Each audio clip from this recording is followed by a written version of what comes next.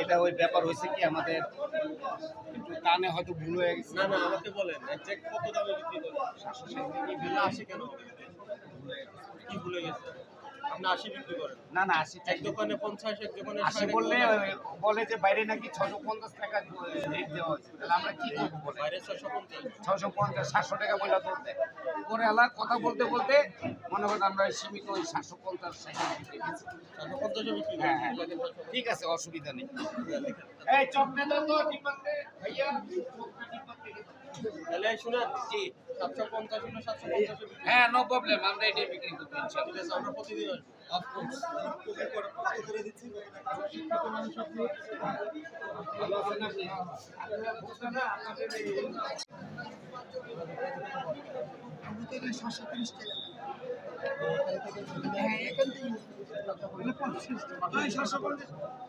পাল্লা ওজন ঠিক আছে? ফ্রিজের মধ্যে দশটা দিন আগে গরু জমা করছিলাম তো ভাই, 13 বছর গেছিল চাকরিতে বাজার, তার জন্য আমরা কিছু পাওয়া আছে। মানে আছে মানে মাংস আছে। আমি বলি ফ্রিজে মাংসটা যদি আপনি রেখে দেন ওটা বাইরে করে বিক্রি করতে তো ওজনে বেড়ে যাবে, ওখানে আইস জমা হবে না।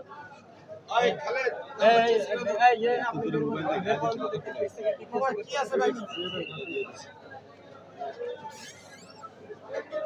মাংস সবগুলা বের করেন, সবগুলা বের অল্প মাল আছে, ওই নিয়ে করতে হবে। যা তো সবাই করো, সামনে আনো।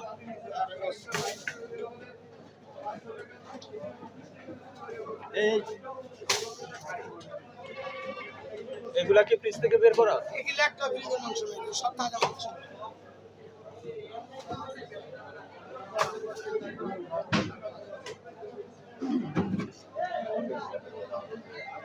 কি বাইসা বাইসা বের করো ভাই?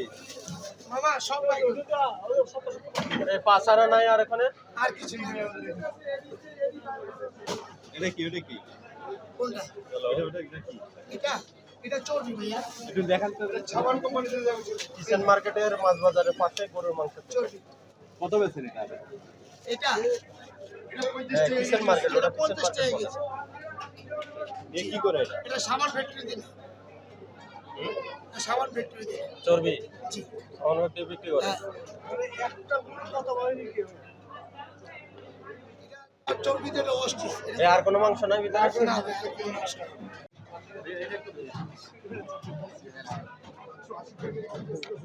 না ওরা তো এখন 50 আপনি পিছনে আমার পিছনে রান পাশে 50 হলে আপনাকে 50 কত দিন?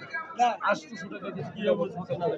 আমি কিসের এই ধরছি আমি নিয়ে আসবেন কেন? রিসেট তো থাকার কথা। 800 টাকায় কিনে, এই শুনেন 800 টাকায় কিনে 780 বিক্রি করতে স্যার স্টাফ খরচ আছে না ওইটা 800 টাকায় কিনে 780 বিক্রি করতে না না না তাহলে তো আপনার লস হচ্ছে। না সেটা না। টেবিল তো এটা আপনি না বললেন 800 টাকা করে কিনে আনেন? যে ই বই করতেছি না স্টাফ খরচ আছে না স্যার? আমি তো সেটাই বললাম, আপনি 800 টাকা করে কিনে আনছেন তাই তো? না কত করে কিনে 800 আনছেন? টাকা হিসাব করলে পড়ে সেটা বলছি আমি স্যার। তো লসে বিক্রি হচ্ছে? না 780 টাকা বেচলে লস হয়। না আপনি পাশে 750 আপনিও 750 বিক্রি করবেন। ঠিক আছে ওটা ঠিক করেন, মূল্য তালিকা ঠিক করেন। মাংস কিনে আনছে 730 টাকা, আপনি 800 টাকা পরে কিনে দিতে 700। ওই যে পাশে বললো 730। ওই যে পিসের উনি বললো যে ওরা কিনে আনেন 730 টাকা। আমি গরু জবাই করছি, আমার 760 টাকা 50 টাকার উপরে পড়ে। আপনি গরু নিজে কিনেছেন? হ্যাঁ নিজে জবাই করেছেন?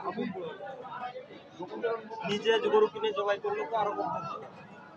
কারণ আপনি তো সরাসরি জবাই করছেন, আপনি কোনো ব্যাপারী থেকে কিনে আনলেন না। দাম বেশি স্যার। কিসের কিসের হাটের গাবতলির হাটের গরুর দাম বেশি? গরুর দাম বেশি না কম?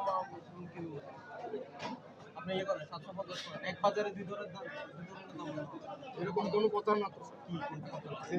আপনি গরুর মাংস না না আগে শুনেন, তাহলে আপনার গরু ক্রয় করে নিয়ে আসলেন সে বাচ্চা দেন প্রমাণ দেন, দেখি আমরা হিসাব করে দেখি। আপনারা তো যেটা বলছি কালেকশন করে 750 আপনি বিক্রি করলে আপনার লাভ পরে।